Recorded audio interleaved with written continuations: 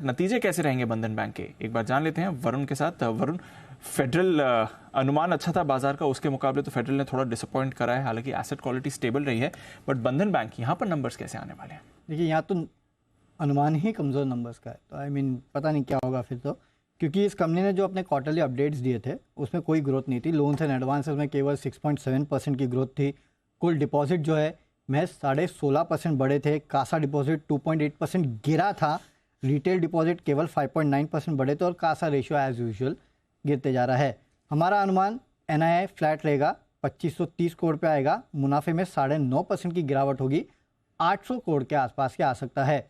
जितनी रिपोर्ट्स में पढ़ रहा था सबके सब कह रहे थे कि हो सकता है कि इस कंपनी के स्लिपेजेस जो है उनमें आपको थोड़ी बहुत बढ़ोतरी देखने मिलेगी, यानी कि प्रोविजन और स्लिपेज जो है उसमें बढ़ोतरी होगी और उसका असर जो है बंधन बैंक के मुनाफे में देखने मिल सकता है।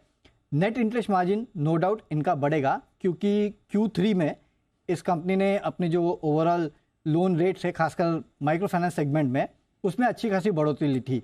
उसके कारण आपने देखा था कि पिछले क्वार्टर में भी कंपनी के नेट इंटरेस्ट मार्जिन बढ़ के आए थे और इस बार भी माना जा रहा है कि कंपनी के जो नेट इंटरेस्ट मार्जिन है वो बढ़ के आएंगे। लेकिन देखिए, सबसे इंपॉर्टेंट चीज़ अब फेडरल बैंक के नतीजों के बाद ये देखना है कि इस कंपनी के एनपीए कैसे निकल के आते हैं। ये मैं इसके लिए कह रहा हूँ क्योंकि लगातार 7 क्वार्टर एनपीए में गिरावट के बाद फेडरल बैंक के एनपीए नो डाउट थोड़े बड़े हैं, लेकिन बड़े हैं और इसका अनुमान किसी को नहीं था।